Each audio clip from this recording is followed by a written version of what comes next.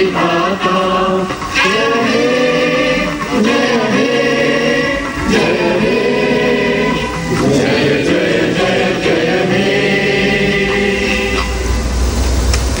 भारत के नागरिकों, बहनों, भाइयों और प्यारे बच्चों, स्वतंत्रता दिवस की पूर्व संध्या पर आप सबका अभिनंदन करते हुए और आप सबको अपनी हार्दिक बधाई देते हुए मुझे अत्यंत प्रसन्नता हो रही है। My comrades in the struggle would recall the intense yearning at that time for India's liberation from bondage. Innumerable sons and daughters of India gave up their lives, bravely and selflessly fighting for the freedom and dignity of our nation. Sacrificing themselves in this great cause, they joined the glorious ranks of the immortals in our history. The struggle was long, arduous, challenging and heroic. At times, massive punitive action was inflicted on us with such ferocity and ruthlessness that to many the vision of freedom seemed a distant and unattainable dream. India was after all regarded as the brightest and most valuable jewel in the crown of the mightiest empire on earth. The rulers of that time scoffed at us and asked us whether we really believed India would ever be free. And yet, freedom was secured. This was a historic triumph of the human spirit. Steady, dedicated effort by millions, inspired and guided by leaders of high moral and ethical stature, brought India out of the darkness of humiliation and servitude. 2 generations have grown since then, and today, freedom and independence are taken for granted, as if these blessings have always existed, and as if these are the ordinary attribute of nationhood. It is important that all of us realize that neither freedom nor independence, leave alone equality or justice, between nation and nation are bestowed by nature.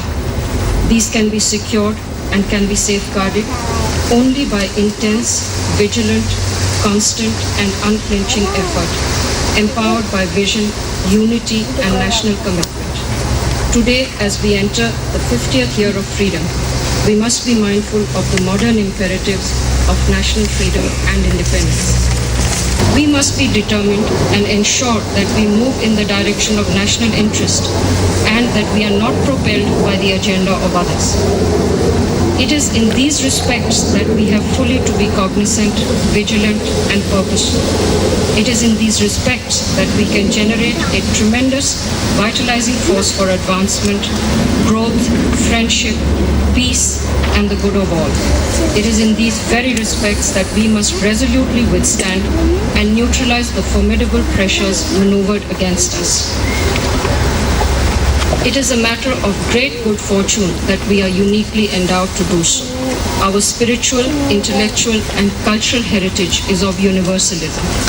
The core values and ideals of the great religions and philosophies that have flourished in India are of oneness, harmony, equality, justice, compassion, service, truth and non-violence. Concern for the well-being of all, mutual respect for each other's viewpoints, the spirit of cooperation and friendship and sharing, the yearning to relieve the suffering of all living things, the aspiration to build peace, true peace, not just the absence of war. All these positive aspects go into the making of India's national identity, national psyche, and the personal identity of all of us as citizens of this great country. The recently concluded general elections afforded further proof as to the efficacy, maturity and resilience of our democracy. With faith in democracy, the electorate in Jammu and Kashmir boldly withstood the machinations of sinister forces of violence. The smooth transition of power from one government to another and the working of the parliamentary form of governance has been a matter of admiration. Although no party had the majority in the Lok Sabha, coalitions were soon formed and tested on the floor of the House. Despite a wide range of parties in the Lok Sabha, the election of the Speaker was unanimous, and respecting a convention, the Deputy Speaker was also elected unanimously. With the elections for and the constitution of the 11th Lok Sabha, and the formation of the Council of Ministers. India has again demonstrated her expertise and mastery of the processes of the parliamentary form of democratic governance. The immense scale of the general elections in the world's largest democracy, peaceful and fair polling, and measured progress of constitutional processes for change and installation of governments redound to the credit of our country. It appealed to all patriotic citizens, particularly the youth, who have always been in the vanguard of progressive action, to take up this challenge. I should add that without social reform and transformation, no tangible and meaningful progress can be made. We have to do away with the distortions, the disparities, and inequities in our social structure that block the path to future growth in all spheres.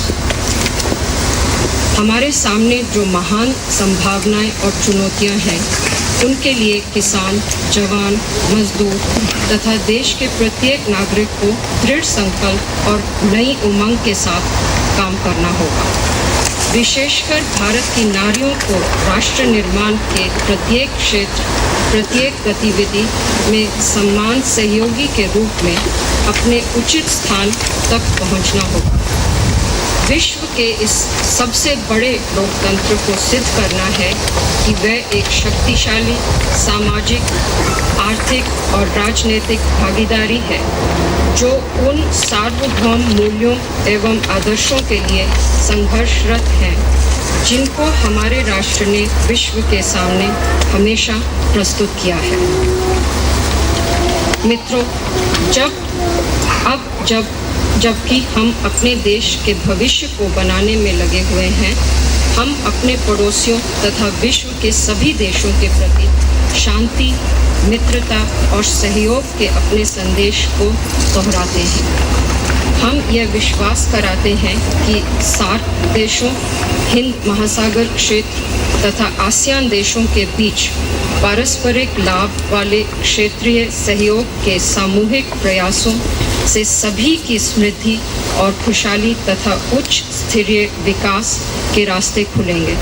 हम विश्व के मामलों में लगातार सतर्क एवं रचनात्मक भूमिका निभाते रहेंगे। कल स्वतंत्रता दिवस के अवसर पर जब हम अपना राष्ट्रीय तिरंगा फहराएंगे, तब हम सब अपने स्वतंत्रता के इस ध्वज को नमन करें, अपने राष्ट्रीय संकल्प को दोहराएं तथा स्वयं को अपने लोगों तथा समस्त मानवता के कल्याण के लिए फिर से समर्पित करने की प्रतिज्ञा लें। जय हिंद।